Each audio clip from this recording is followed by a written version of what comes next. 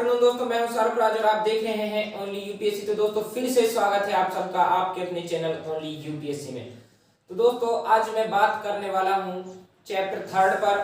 तो हमारा जो चैप्टर है वो सरकार के बारे में है, यानी सरकार क्या है। तो दोस्तों सबसे पहले यही जान लेते हैं कि सरकार आखिरकार क्या है। देखिए, सरकार कोई घर नहीं है, सरकार कोई संस्था नहीं है, सरकार कोई खास व्यक्ति नहीं है। ठीक है, तो सरकार व्यक्तियों का समूह है, सरकार संस्थाओं का समूह है। मतलब यहाँ पे कोई विशेष संस्था को हम सरकार नहीं कह सकते, किसी विशेष व्यक्ति को सरकार नहीं कह सकते। सरकार का जो एरिया है बहुत बड़ा है, तो उस हिसाब से हमें सरकार को समझना है। देखिए, सरकार की हम बात करें तो सरकार निश्चित व्यक्तियों का समूह है, और आप व्यक्तियों के साथ यहाँ पे आप संस्था भी जोड़ सकते हो। यानी सरकार निश्चित व्यक्तियों और निश्चित संस्थाओं का समूह है, जिनको निश्चित काल के लिए तय किया जाता है और निश्चित अवधि के भीतर रहकर उस समूह या संस्थाओं के समूह को काम करना पड़ता है। यानी एक ऐसा समूह जिसमें व्यक्तियों को या संस्थाओं को रखा जाता हो और वह समूह निश्चित काल के लिए तय किया गया हो और तय करने के साथ वे निश्चित अवधि के भीतर काम करता हो, उसको कहा जाता है सरकार। तो दोस्तों अब आप समझ गए हैं कि सरकार क्या है। अब देखिए, सरकार की हम दूसरी परिभाषा देखें तो वो हम देख सकते हैं राजनीतिक व्यवस्था के बारे में। यानी राजनीति का आधार पर, यहाँ पे व्यवस्था नहीं है, ये व्यवस्था है, तो यहाँ पे थोड़ी गलती हो जाती है। तो अब देखिए, राजनीतिक व्यवस्था की हम बात करें तो सरकार एक राजनीतिक व्यवस्था भी है। अब देखिए कैसे है कि सरकार एक राजनीतिक व्यवस्था इसलिए है क्योंकि राज्य या देश पर शासन करती है सरकार। वो किसके थ्रू कर रही है, शासन किसके थ्रू कर रही है। देखिए, सरकार जो शासन कर रही है देश पर, वो राजनीतिक व्यवस्था के द्वारा कर रही है। तो सरकार एक राजनीतिक व्यवस्था को भी हम कह सकते हैं। तो अब आप समझ गए हैं कि सरकार है क्या। अब दोस्तों देखिए, जो ये चैप्टर हमको समझाने की कोशिश कर रहा है वो केवल इतना समझाने की कोशिश कर रहा है कि सरकार है क्या। अब आप समझ गए कि सरकार क्या है। दूसरा हमको समझाने की कोशिश कर रहा है कि सरकार काम कैसे करती है, जो काम करने का तरीका क्या है, वो यहाँ पे मेन इंपॉर्टेंट फैक्ट है इस चैप्टर का। तो अब इसको समझे। देखिए, सरकार के काम की यदि हम बात करें तो सरकार के काम का क्षेत्र बहुत बड़ा है। ठीक है, अब देखिए, आप सरकार के काम को आप देख लीजिए। स्वास्थ्य के क्षेत्र में आप देख रहे हो तो सरकार का जो काम करने का तरीका है या जो काम का एरिया है वो कितना बड़ा है। कीमतों के बारे में देखिए, नियमों के बारे में देखिए, निर्णय के बारे में देखिए। आप सभी दृष्टि से जब आप देखोगे, राजनीति के क्षेत्र में आप देखिए, ठीक है, शांति के क्षेत्र में देखिए, शिक्षा के क्षेत्र में देखिए, रक्षा के क्षेत्र में देखिए, इन सभी क्षेत्रों को जब आप देखोगे तो आपको पता चल जाएगा कि सरकार का काम का जो क्षेत्र है वो कितना बड़ा है। यानी ये सभी जो फैक्ट्स हैं, सभी जो ये क्या है, ये सरकार के कार्य हैं। अब इनका क्षेत्र कितना बड़ा है ये आपको जानना पड़ेगा। तो आप स्वयं भी इमेजिन कर सकते हो कि सरकार का जो काम का क्षेत्र है वो बहुत बड़ा है। अब सरकार काम कैसे करती है, इसको जानने से पहले आप जान लीजिए कि सरकार का खुद का क्षेत्र कितना बड़ा है। ठीक है, मान लीजिए सरकार का जो काम का क्षेत्र है वो तो बहुत बड़ा है। क्या सरकार का खुद का क्षेत्र इसके बराबर है, या फिर सरकार का क्षेत्र सरकार के काम से भी ज्यादा है।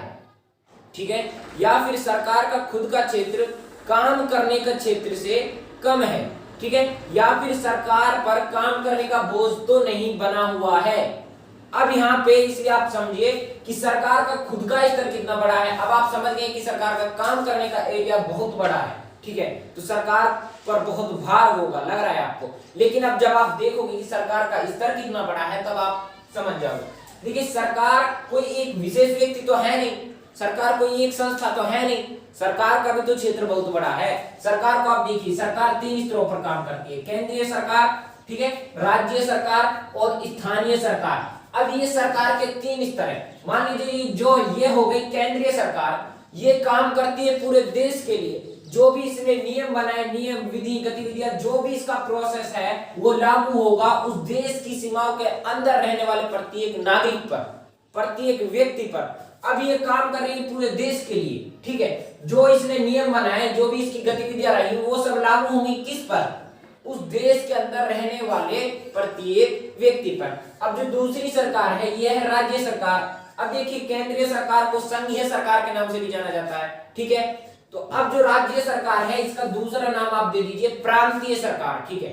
जो दूसरा नाम है वो प्रांतीय सरकार है। तो ये काम करती है केवल अपने राज्य पर। मान लीजिए भारत बटा हुआ है राज्यों में, हरियाणा हो गया, पंजाब हो गया, ठीक है, राजस्थान हो गया।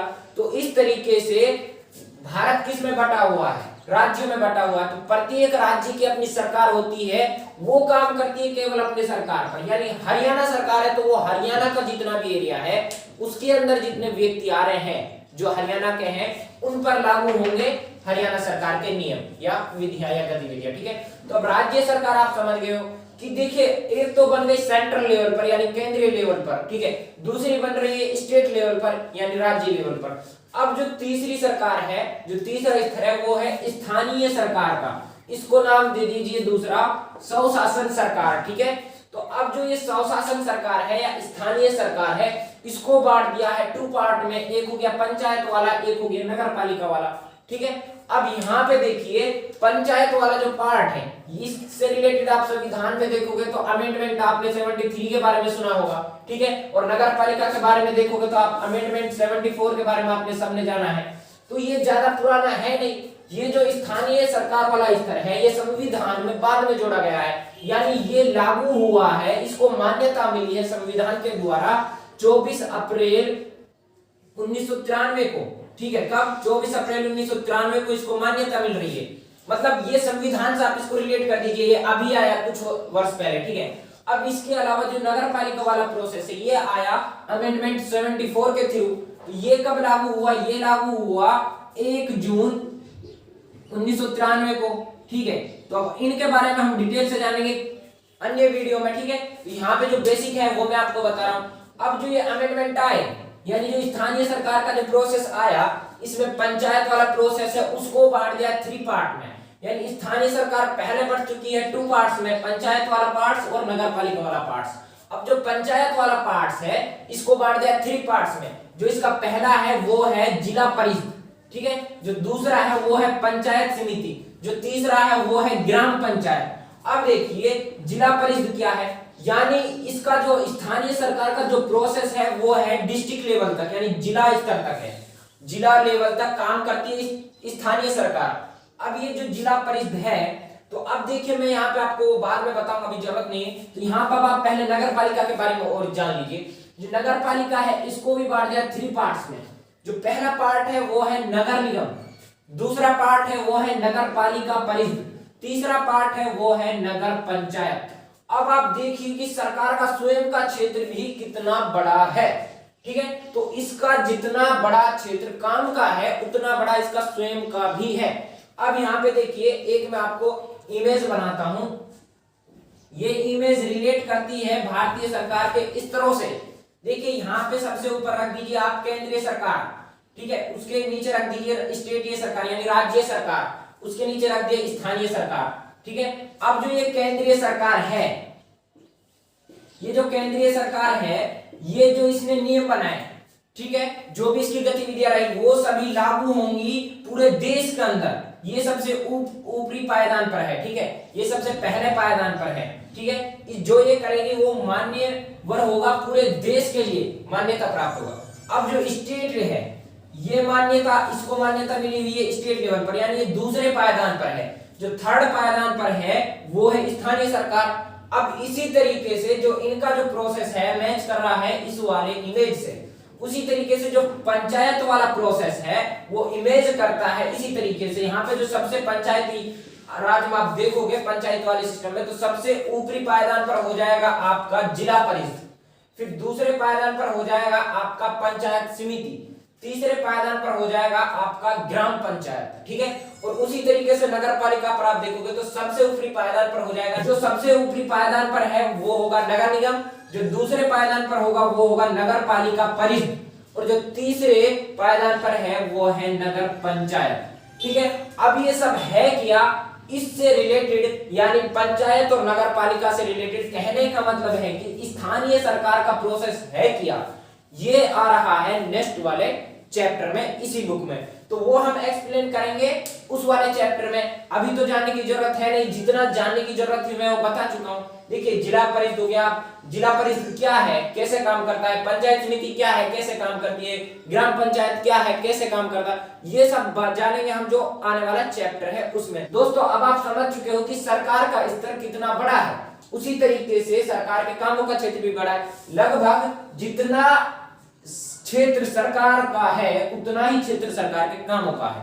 अब ये काम सरकार करती कैसी है, तो जिस तरीके से सरकार का जो स्तर बटे हुए हैं उसी तरीके से सरकार के कामों के करने के तरीके भी अलग अलग है। अब देखिए आप ले लीजिए, राजनीति से रिलेटेड सरकार का अलग प्रोसेस है, ठीक है। अब जैसे स्वास्थ्य से रिलेटेड सरकार का अलग प्रोसेस है, ठीक है। अब कीमतों के बारे में देखोगे, इससे सरकार का अलग प्रोसेस है। मतलब जिस तरीके से इस पर बटे हुए हैं सरकार के खुद के, उसी तरीके से सरकार ने संस्थाएं बना रखी है अपना काम करने के लिए। स्वास्थ्य से रिलेटेड अलग हो गई, कीमतों से रिलेटेड अलग हो गई, ठीक है, नियमों से रिलेटेड अलग हो गई, निर्णय नियम ये सब एक में ही आ रहे हैं। आर्थिक रिलेटेड से आप देख लीजिए अलग हो गई, प्राकृतिक विपदा के टाइम के लिए अलग संस्था है, पीड़ितों के लिए न्याय के लिए अलग संस्था है। मतलब सरकार ने अपना जो काम करने का प्रोसेस है वो ढाल रखा है अपने स्तर की तरह। आप स्वयं रिलेट करो, है या नहीं है, सब बिल्कुल ऐसा ही है। तो दोस्तों आप बढ़िया तरीके से समझ चुके हो कि सरकार का काम करने का तरीका कैसा है।